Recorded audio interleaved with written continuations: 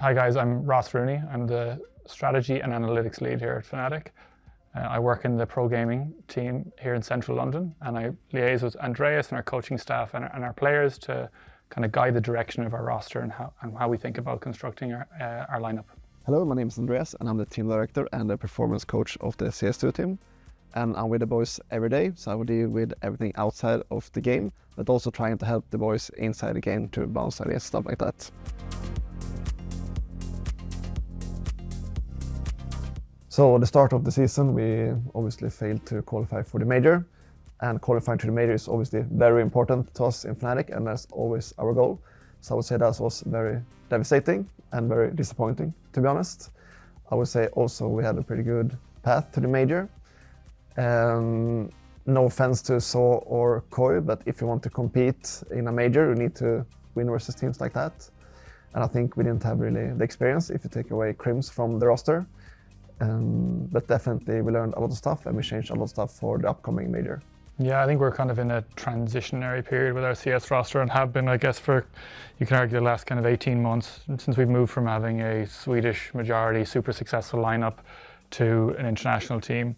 It's been, you could say, very difficult at times. But yeah, for the Copenhagen RMR Bucharest, we had kind of a very junior team, players who hadn't been to majors in a long time, or first or more, never been to a major, and kind of bedding those in. And the pressure of an RMR is just, it's so much more than, you know, arguably any other event in Counter-Strike, and kind of we saw the evidence of that. And part of the reasons why we've made the changes we have and kind of gone the direction we have is to kind of build a roster that's more robust and has the kind of experience that you would expect of a roster that's able to qualify and contend in majors.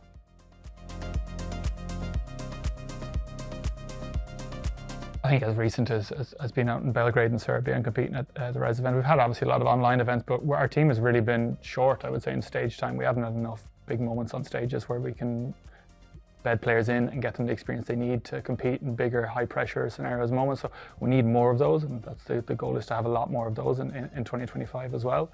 I'll say all events are important because you gain experience, and experience is very crucial in CS, I would say, and especially playing the majors, playing the RMRs, when so much on stake, right? And I think what's good that we played in Serbia is that you play from the hotel rooms in Serbia, and now at RMR you play from the hotel rooms as well, which is not that common in CS, I would say. It's more common in like Dota and stuff. So we definitely wanted some reps in playing from the hotel room. So I would say playing as much as we can is always good to gain experience, for sure.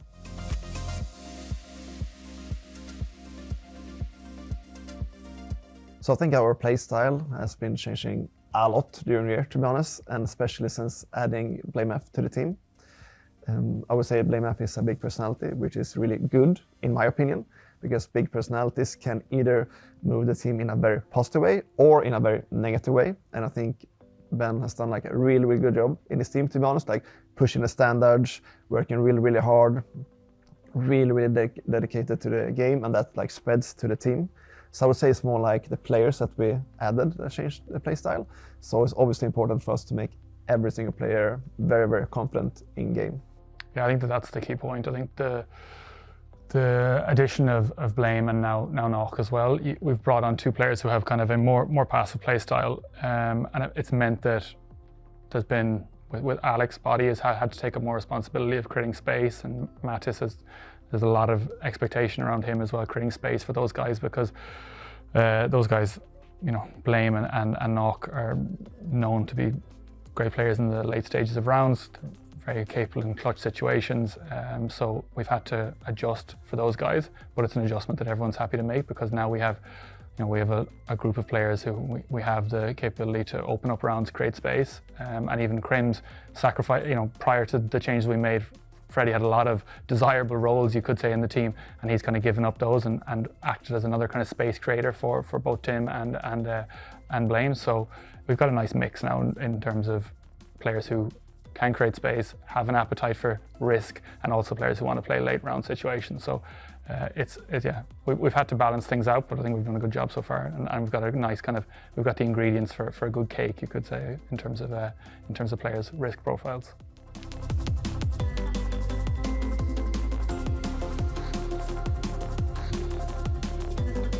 we are always in the market for players all the time and making transfers, and it's probably something that people will assume that a player becomes available and they're in that Fnatic should sign them. Whether we can sign someone or not isn't just purely down to Fnatic reaching out and actively pursuing players. It's also like there's an element of serendipity that a player is available and wants to come to Fnatic, and we had lost that allure of being an organization that players wanted to come to, and you need franchise level players to attract those other players. So whether it be Zywoo or Simple or Device, people want to play with those people, and we didn't have any of that. And part of bringing in Blame is a piece of that, of having players that are of that level where they attract other players and other players want to come and work with them. And we hope that we can still sign young players like Mattis who have the potential and have like a skill ceiling where this guy can reach a level that he's, people want to play with him. Even Blame was joining, saw Mattis and thought that this is a guy that I could work with. But it's also the combination of it. It's like Blame is in a situation in his career where he wants to do better things than he's done in the past, and he's kind of in a moment where the absolute established tier 1 teams aren't in the market for his role. So it was serendipity, good timing for us to be in the space and have a head coach that he's worked with in the past and a place that he feels like he can come to and will give him a platform for success. But it's up to us also then to build a team and to have a roster that's attractive for him and for the rest of the players, and that we can ultimately have a place again where players want to play. And that's something that we had lost in the transition from Swedish to international roster. And it's like something that we're gradually building back towards. That's it on Blame. I don't know how you feel, Andreas. No, I just want to add more on Matters because you said like he can become that franchise player. Yeah. I think everyone I talk to and everyone in the team really see the skill ceiling, and his potential is insane, I would say. But it's also up to us to take that diamond and make it a really good player, right? And I think he's on track. But definitely excited to see him next year. Yeah, for sure. And on to him, I think the signing of Nawwk was another kind of like, we had obviously failed to qualify for the Copenhagen Major with RL, with Afro, and had some kind of, I guess you could say, lackluster results after that. And Afro's a player that we all love, and you can see the reaction from a lot of the players on social media when we made the decision to change. He was a really fantastic teammate, but what we needed had changed over time, and Tim, the availability of Tim and an opportunity for him to come and play potentially at a major was kind of a slam dunk opportunity for both of us, and he has that experience of placing deep in majors, and he is really clutch and backs himself against absolutely anyone in those kind of big games, big moments. So we just needed more of that, and we've got now, we think, a pretty nice mix of players who both are very confident on stage, and also players who have significant upside potential. Yeah, Nawwk had a lot of experience, I would say, but also a lot of calmness, which I think this team needs. He's very Swedish in that way, very Swedish, yeah. I would say. But as I said, really clutch, very stable with all, very good player, to be honest. Yeah. Just another good teammate, really. As as in the moment we spoke with him and kind of met him, you could just see he's just going to be a natural fit with the team. We've already, it's the work of Andreas and Jamie and mix of working with the players, but there's just such a healthy team environment that we don't want to bring in anyone that's going to kind of impact that in a negative way. And with Tim and with Blame, there was no concerns there at all. Yeah, and I would add, as I said before about BlameF, I think he's outside of the service time, really pushes the boys, which I think we lacked before, to be honest. Set the high standards, working really hard, make sure we always have new stuff for the next day, making sure that we always rewatch the stuff, making sure that we add new stuff, all this every single day. So it's really fun to work with Blame, to be honest. I'm really happy to work with him.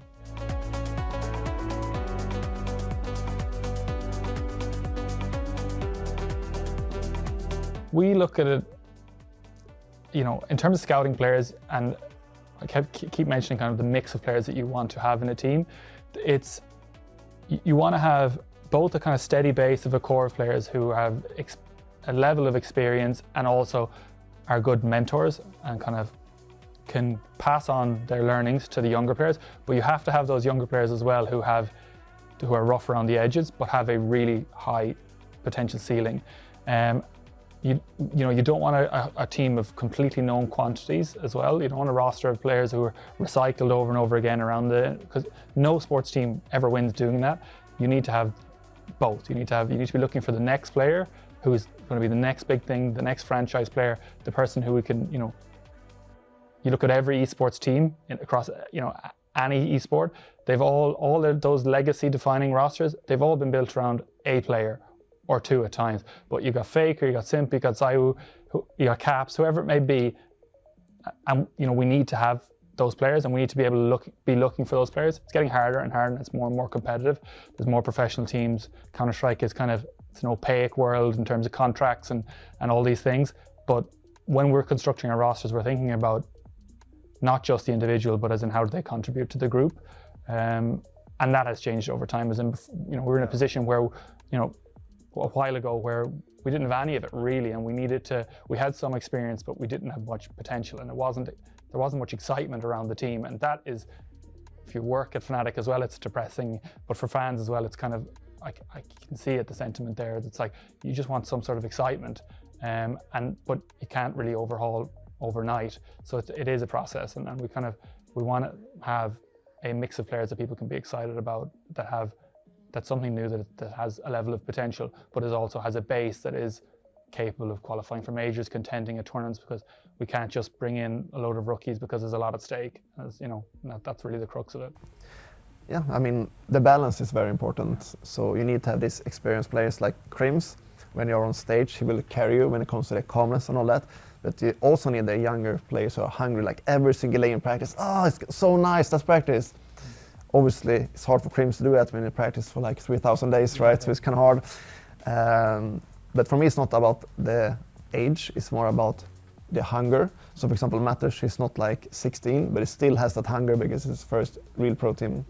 And it reminds me also about Brolan a bit, because Brolan was always, every single practice, super happy, because he's like, yeah, finally play CS again, So I definitely think you need a mix of that, and then you will become a good team. Yeah, for sure. And I think the only point to touch on as well is that when it comes to like scouting and recruitment and taking a data-led approach and all these things, we do that very much so. But a big part of it is just trying to, when we're constructing our rosters, to think, are we creating an environment for players where when they join, they feel like we as management behind the team are actually making every effort to improve the team around them. So we don't want to create teams or rosters, in any game where people feel like it's that there's not an effort going on behind the scenes to make the team better if there's a need to do that. And also, as a player, as an individual, you should want to be in a team environment where that's the case, where not only we have players who are pushing standards and driving each other, but also that there's the organization who's behind them saying that there's a standard that we want to achieve and want to reach, and that behind the scenes we'll be working towards that. So you want to be playing in teams like that, and I think that was lost in the past, but with where CS is heading in 2025, with the open ecosystem, the dissolution of quasi-franchising, all that kind of stuff is a net positive for Fnatic, and it makes it kind of more exciting for us going into next year, where for some teams, it was seen as a negative. We see it very much as a positive.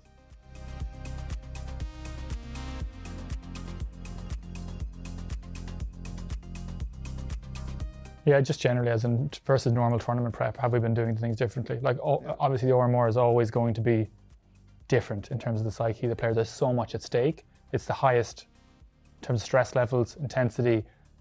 The RMR is the major in some ways in that case. The players will tell you there's nothing scarier than that kind of qualification or missing out on the major. FaZe playing Cloud9 in the last chance qualifier in RMR. Those games would be the highest pressure games in Counter-Strike. So it's no matter what, if you say that you're doing things the same as you do kind of to create, kind of a steady state of how you operate, in reality, the RMR just has elevated kind of level of expectations and pressure. Yeah, you can even say that the RMR has more pressure than actually Major itself for most of the teams. So, and for me, it's more like you always learn from each RMR, but you also have new players, so then you have to change your strategy. But for this one, we have actually had a lot of sessions when it comes to performing under high pressure moments. So we had a lot of sessions, task, group exercises, and so on. But also it's in China, so how to deal with jet lag and sessions about that. So I would say that's the difference, but we always prep a lot for the RMRs. Yeah,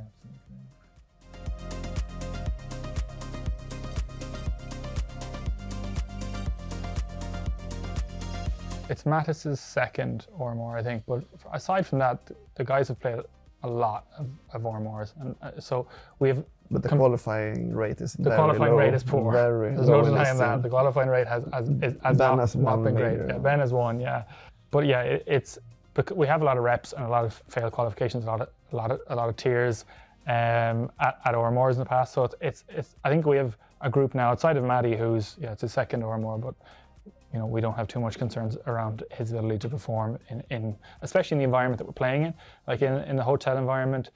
At last RMR in Bucharest, it's a studio environment still, and there's no crowds, but there's a feeling of more kind of professionalism to it, where you walk down to the kind of where all the setups are, and it feels more intense. Where as we were in Belgrade recently, it's in a hotel room, the setup is very kind of casual. So it's going to be as close as you can get to what it's like playing online or playing at the boot camp like we are here. So it should be relatively comfortable, but as comfortable as an RMR can be. But yeah, I think that the alleviating pressure is something that you can have as many sessions as you want with players and speak to them kind of at length about breathing exercises and how to relax in those key moments. But like for the most part, great players are defined by these moments, and what makes them good is that they have a natural propensity for performing under pressure. And we can help with those things for sure, and we can help alleviate the bad moments, and we also, the biggest thing that we can do as managers, as Fnatic, is not to set expectations on them that the outcomes have to be a binary win.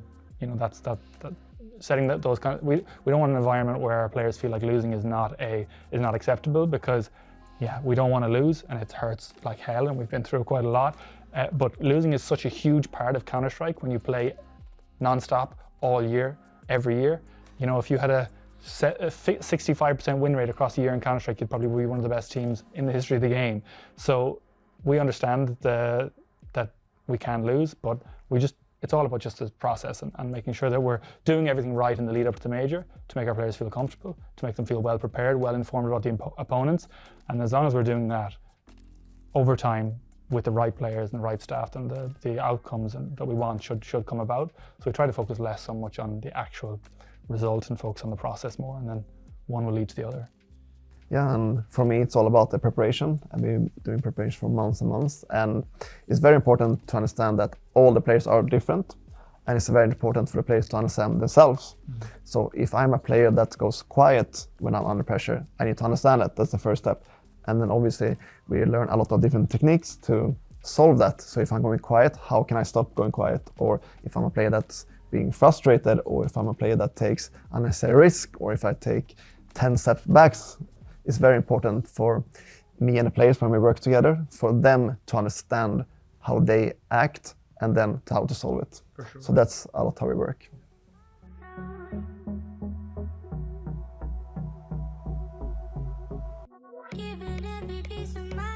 I think a lot is dependent on, in some ways, how the major goes, because the way the Valve rankings work now and the way the tournament invites work in the new year will be dependent on where you start out in the rankings in the new year. So if you start in a quite strong position, you can snowball from there and attend a lot of events and be on a lot of big stages. And if you start from a low point, there's still going to be a lot of events to attend and compete at, but you're going to have to start from a kind of more difficult spot. So the goal is, for sure, is to attend, especially now with the changing of the formats from 24 teams to 32 teams at the majors, no more RMR, which I feel I love the RMR in terms of the intensity, and it's my favorite esports event in that sense, but I'm happy to see the back of it as well, in the variance of playing best of one, and then you're playing best of threes for your life is too brutal on the players. It should be about consistent performance over time, which is what we're hopefully moving towards with a new format. But yeah, we want to be like at the biggest events next year. No matter what, we're going to be at a lot of events next year. The calendar is packed for everyone. But in terms of the tournament organisers and specific events, it's hard to say. But we want to be in a better position than we are today in terms of world rankings. And the ideal scenario is to be in a position where you can pick and choose what events you attend next year. But we're not there right now. Maybe post-major we could be. But yeah, everything is very much dependent on what happens out in Shanghai. Yeah, I mean, there's nothing more I hate in esports than the RMRs, to be honest. For me, it's more like building something long-term and deserve it. And I think the RMR is a bit too random for my taste. Best of 1, RMR 12, a bit too random for my taste, to be honest. But yeah, I agree. Attend as many terms as we can. Definitely be a playoff team. And if you're a consistent playoff team, you will contest about the trophies and stuff. So definitely want to attend all the big events next year and really, really feel that you're competing for the playoffs and then for the finals and so on. Which is always a difficult thing to tackle, is to give a clear picture of what the vision is for where you're headed over time, especially because, as I mentioned earlier, about the changing of the ecosystem, how revenues are generated, no more of the franchising Blast, Louvre. We were partners of ESL, but we weren't partners of Blast, so it was a weird kind of dynamic where we were on the inside, but also on the outside. So Blast and ESL working together to curate the calendar. We couldn't attend Blast events. That had in the long run, it would have such a negative impact, but even in the short run, it was always a difficult conversation for the players that we would speak to in off seasons. It's like, are you considering getting a Blast spot? It's like going to, we even saw it very recently with Nico deciding, well, some of the rumor was that Nico didn't go to Falcons because they had no Louvre or Blast spots. Those things matter. So in the long run, we would have just been hamstrung by that. So a lot of stuff has kind of changed in the last 12 months of Fnatic in terms of Counter-Strike, where we're hearing rumors of that the franchising was going to be removed. It means probably overall less revenues for all the teams that were both Blast and Louvre, but for us it opens up the ecosystem to us completely. It removes that barrier for speaking with players and not wanting to come or going to a rival because they're a Blast partner. So it's net it's a positive for us.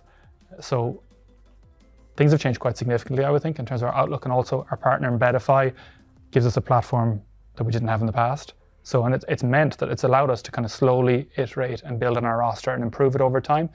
Thanks everyone for tuning in, listening to boring me and Andreas. But yeah, tune in Shanghai and hopefully the guys make it to the major. Thank you all the fans for listening to this, and we are really, really putting in the effort to qualify for the major, and we are really excited to play in Shanghai.